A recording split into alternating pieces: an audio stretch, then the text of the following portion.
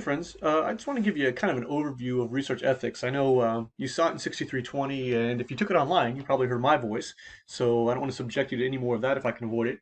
But basic ethical guidelines, just a few little points I want to make here. I'm sure this is a review, but to begin with, we want to make sure we do a cost-benefit analysis. So is the research worth conducting? And my default answer is always yes, but it's because I'm a researcher. But the consideration in this case needs to be, do the costs outweigh the benefits or vice versa? So there are certain questions that maybe you don't want to ask because the damage to participants might be greater than what you could learn about it, right? However, there are certain topics that there could be a great amount of benefit and a minimal cost. So you kind of always want to set this against each other like this.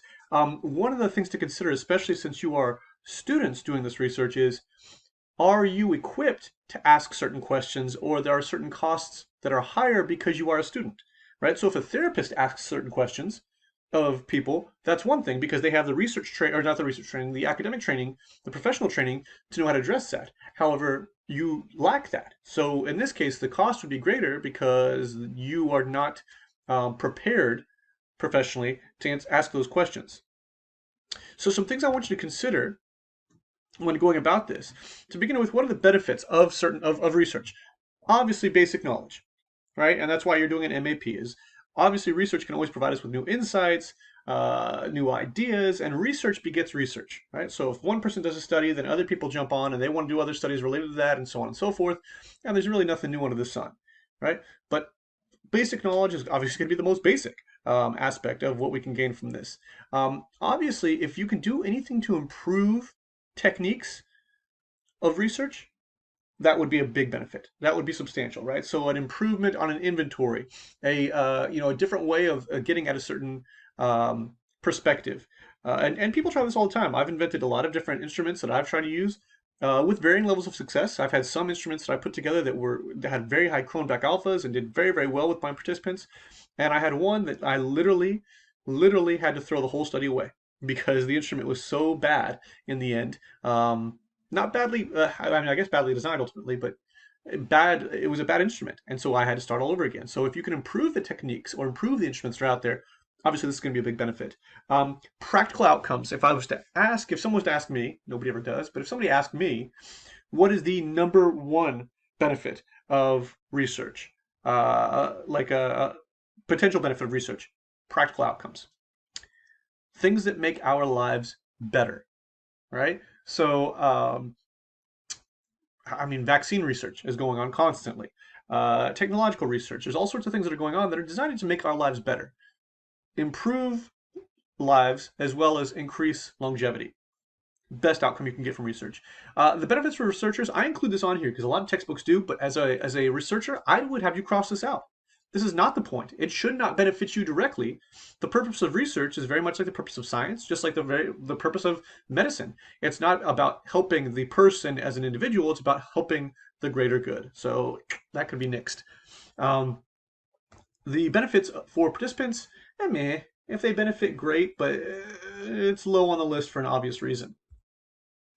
Some guidelines, and these are a review, so I'm not going to go through this too much in depth. But what are the costs? By the way, these costs, when we talk about these, we're not talking about the cost to the researcher.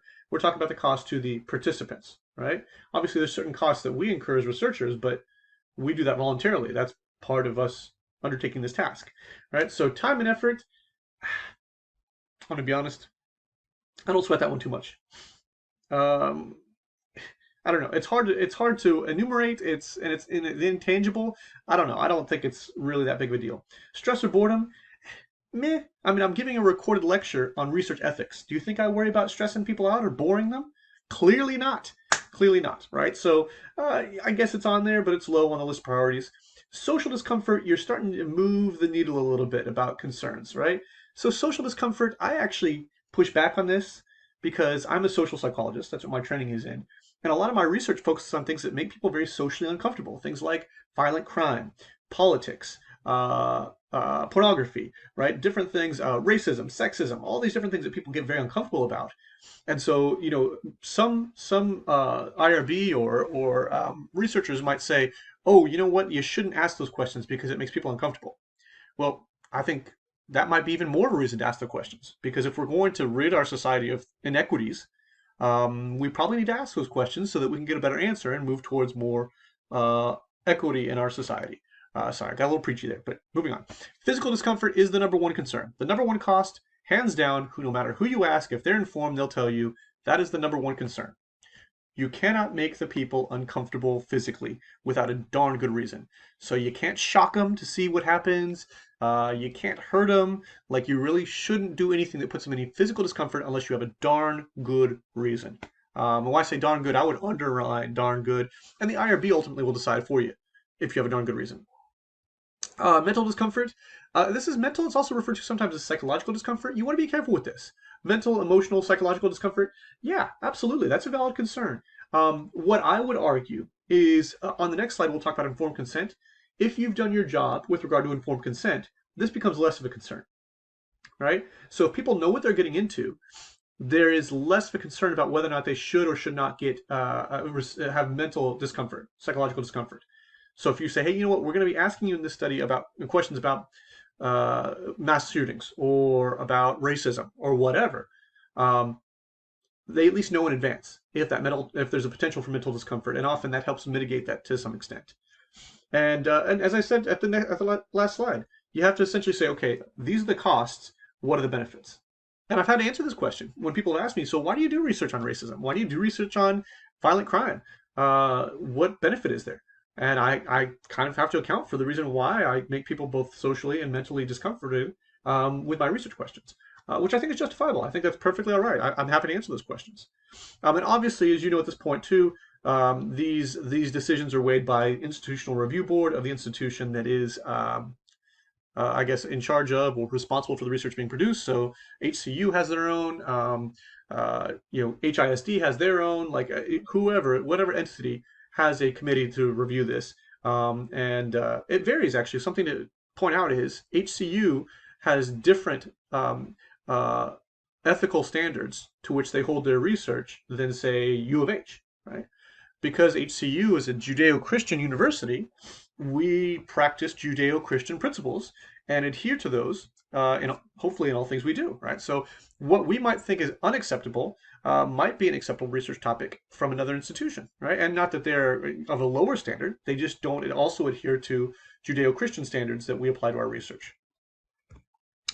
Informed consent. I'm going to move through this because, as I said, it's a review, but I want to make sure that we are very clear. You must, underline must, have the participants consent prior to research, and the functional word in all this is informed. They need to know what they're getting into before they get into it. You can't just say, hey, we're doing research, you want to join? It's not informed consent. That's not informed consent. They have to know what some of the risks are, what it's going to involve, what we're trying to get at, who we work for, what's the ultimate purpose, right? They need to be completely informed so that they can make an informed decision about whether or not they want to be in the research. Okay? So some things got to include, of course, the purpose of the study. Why do this, right? The activities involved. That's a particularly important one. They need to know what they're signing up to do. Very, very important. Description of the risks. Also very important. And even if you think, well, this wouldn't stress me out. I can answer these questions without getting stressed out. You have to think, what does the average, and even maybe what is the average to slightly sensitive person think about these topics, right? So you're like, oh man, I can answer questions about crime all day long. Sure, but what if some people who are reasonable or maybe even a little bit sensitive get upset about that, right? That's what you want to ask yourself. Just because it doesn't upset you doesn't mean it's not going to be upsetting to your participants. This fourth point is something a lot of researchers forget, and I want to emphasize to you before you get into all this. Just because participants agree to participate does not mean that they can't withdraw at any time afterwards. Consent is a contract, right? But both parties must agree to it at all times. So if they're 5 minutes into your 10-minute study and they're like, hey, you know what? I don't really want to do this anymore. Fine. That's you. They should suffer no consequences. Thank you very much for your time. Is there anything you need? Have a good day. Off you go, right? Even to the extent that 5 months later, if they email you 5 months later and say, hey, I was participant number 23. I thought about it for a while. I don't really want to be part of this study. Something about it just doesn't work for me. It rubs me the wrong way. Okay. As the researcher, you are obligated to go and take participant 23's data and delete it from the data set and do your analysis without it, right? So make sure you're clear on this. Just because they sign the consent or click I do consent doesn't mean that that is established forever and can't be withdrawn. Confidentiality slash anonymity. If you're offering anonymity, ideally, yes. Okay.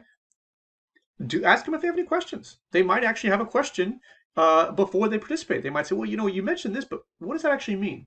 Right?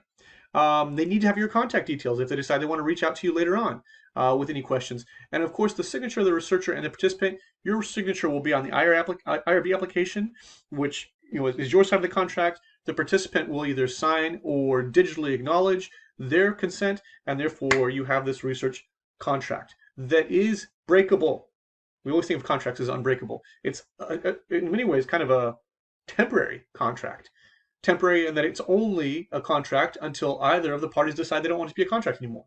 So we got to keep that in mind. Let's always kind of be aware of that. Is it's not okay? Well, you said you wanted to be a part of it, so you got to do it. No, not the way it works. So as I've said before, as I'll say again, you always have to keep your participants' concerns at the top of your mind.